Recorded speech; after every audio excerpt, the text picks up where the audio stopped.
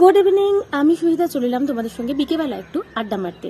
তো আজকে যে বিষয়টা নিয়ে তোমাদের সঙ্গে কথা বলবো সেটা হচ্ছে আমার একটা ছোটবেলাকার অভ্যেস বা ভালো লাগা, যেটা বর্তমানেও আমি সেরকমই কিন্তু রয়ে গেছি, সেই অভ্যেসটাকে আমি পরিবর্তন করতে পারিনি।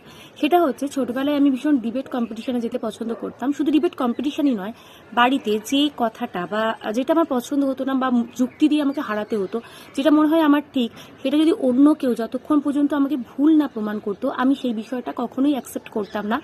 আগে তাকে আমাকে হারাতে হতো, তারপরে আমি সেই বিষয়টা অ্যাকসেপ্ট করতাম। তো হতে পারে আমি ভুল, সবসময় আমি ঠিক সেটাও নয়। তো আমি ভুল হলেও যতক্ষণ পর্যন্ত না সে আমাকে বুঝিয়ে দেয় এই কারণে তুমি ভুল, তো আমি ততক্ষণ পর্যন্ত চালাতেই থাকতাম। তো আজকে সেরকমই একটা বিষয় নিয়ে ডিবেট বলতে পারো, কথা বলবো। সেটা হচ্ছে কুম্ভ মেলা। তো তোমাদের সঙ্গে আমার এখানে মতের বিরোধ হতেই পারে। তো আগেই বলে রাখি, এটা সম্পূর্ণ আমার পার্সোনাল ওপিনিয়ন। আমার সঙ্গে যে সবার মতের মিল হবে এরকমটাও কিন্তু নয়। তাই জন্য আমি বলছি যে কাউকে কিন্তু ইনসাল্ট করার জন্য বা অপমান করার জন্য আমি এই কথাগুলো বলছি না। এটা সম্পূর্ণ আমার নিজস্ব কথা। কুম্ভ মেলার সব খবরগুলো দেখতে দেখতে সেদিনকে মাকে জিজ্ঞেস করছিলাম যে মা, এত প্রবলেম হচ্ছে, এত মানুষ মারা যাচ্ছে, এত কষ্ট করে তাও মানুষ কুম্ভ মেলা যাচ্ছে কেন? তো মা বলল ওখানে স্নান করলে ডুব দিলে নাকি সমস্ত পাপ স্খলন হয়। বিশ্বাস করো, ব্যাপারটা আমার হজম হলো না। যে সারা জীবন ধরো একটা মানুষ প্রচুর পাপ করলো, চুরি করলো, ডাকাতি করলো, খুন খারাপি করলো, মানুষকে অপমান করলো, মানুষকে গালিগালাজ করলো, একটা মানুষের জিনা হারাম করে দিল, তারপর তারপর সে যদি গিয়ে একটা ডুব মেরে আসে ওই কুম্ভ মেলাতে গিয়ে, তার সমস্ত পাপ স্খলন হয়ে যাবে।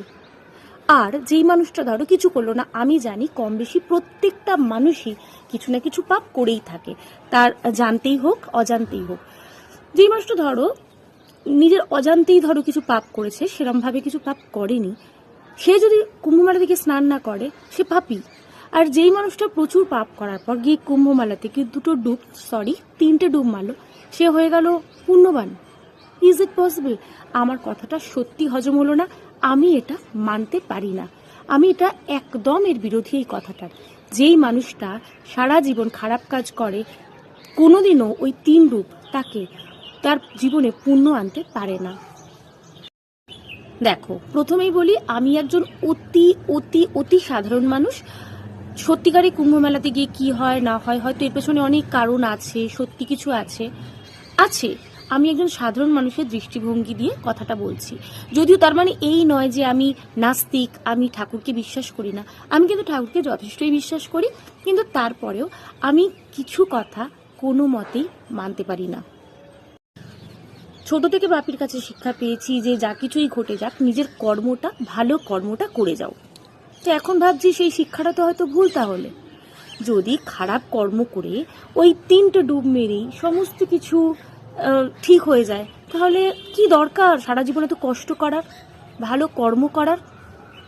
প্রচুর মানুষ গেছেন এই কুম্ভ মেলায় নিজের ভালোর জন্য এবং তাদের কাছের মানুষগুলোর ভালোর জন্য। কিন্তু একটা কথা ভাবো তো, যে সমস্ত মানুষগুলো তাদের কাছের লোকগুলোকে এই কুম্ভ মেলায় হারিয়ে ফেললো, তারাও তো গেছিল ভালোর জন্যই না, কিন্তু কি পেল?